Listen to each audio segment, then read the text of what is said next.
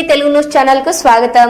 శ్రీకాకుళం జిల్లా నందిగామ మండలం తహసీల్దార్ కార్యాలయంలో వీఆర్ఓగా పనిచేస్తున్న రామ్జీపై అవినీతి ఆరోపణలు చేస్తూ వేధిస్తున్న డిపార్ట్మెంట్ మరియు కొన్ని electronic print media, social media దళితుల సమస్యపై పోరాడుతున్నప్పుడు ఎటువంటి స్పందన లేని సోషల్ ఎలక్ట్రానిక్ ప్రింట్ మీడియా అత్యుత్సాహంతో ఒక దళితుడిని, వారి కుటుంబాన్ని కంటి మీద కునుకు లేకుండా వేధిస్తున్నారు.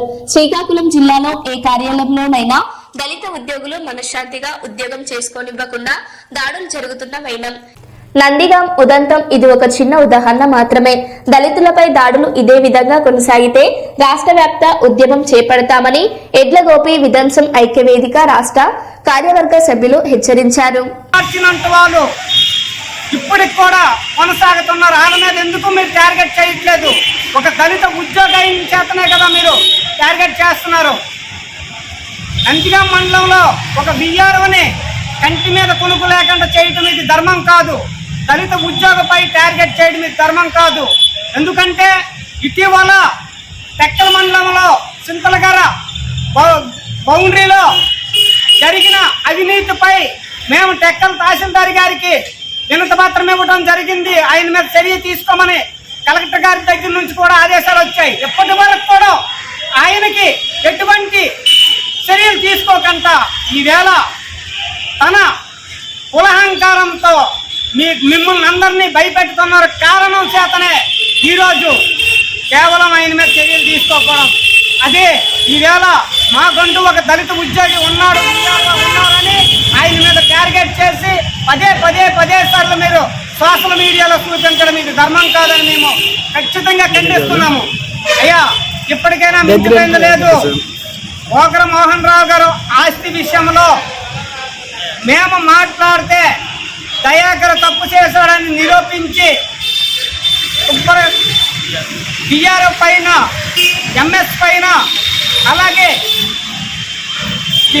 విలేజ్ సర్వేర్ మీద మేము కంప్లైంట్ చేస్తే ఇప్పటి వరకు కూడా మీరు చర్య తీసుకోలేదు, తిన్నలేదు. మొన్న ఏదో వాళ్ళకి అనుకూలంగా లేదని ఈరోజు నందిగాం మండలంలో వీఆర్ఓని మీరు కంటి మీద కొనుక్కు లేకుండా చేస్తున్నారు. ఇది ధర్మం కాదు.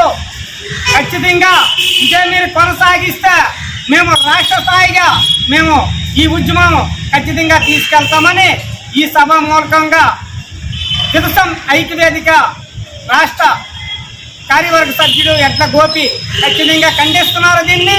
అలాగే ఈ విషయం మీద మన ఓకర మోహన్ రావు గారు మాట్లాడవలసిందిగా కోరుతున్నాం.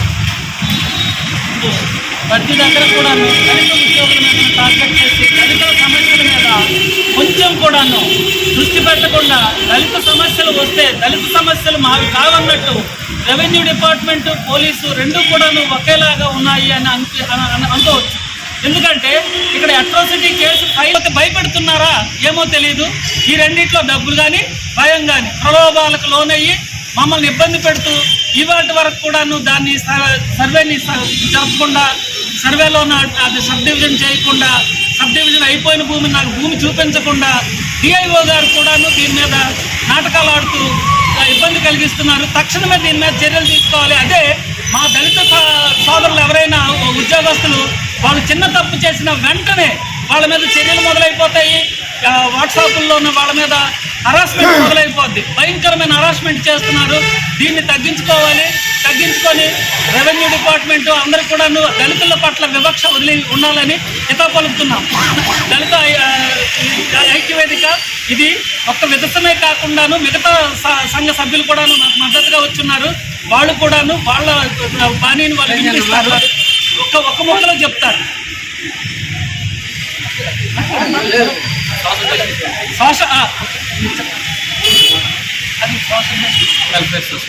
సోషల్ జస్టిస్ వెల్ఫేర్ సొసైటీ మరియు ఇతర దళిత సంఘాలు కూడాను మాకు మద్దతుగా వచ్చాయి.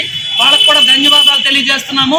ఇది అంటే ఇంతవరకు మాకు ప్రెస్లో మేము ఇచ్చిన వాయిస్ రాకుండా ఉంది. ఇది రావాలని కోరుకుంటూ పత్రికల వాళ్ళకి, ప్రింటు, ఎలక్ట్రానిక్ మీడియా రెండింటికి కూడాను మేము విజ్ఞప్తి చేసింది ఏంటంటే దళితుల సమస్యల పైన కూడాను రెవెన్యూ డిపార్ట్మెంట్ లాగే కాకుండా మీరు స్పందించాలని కోరుకుంటున్నాము, డిమాండ్ చేస్తున్నాం కూడా.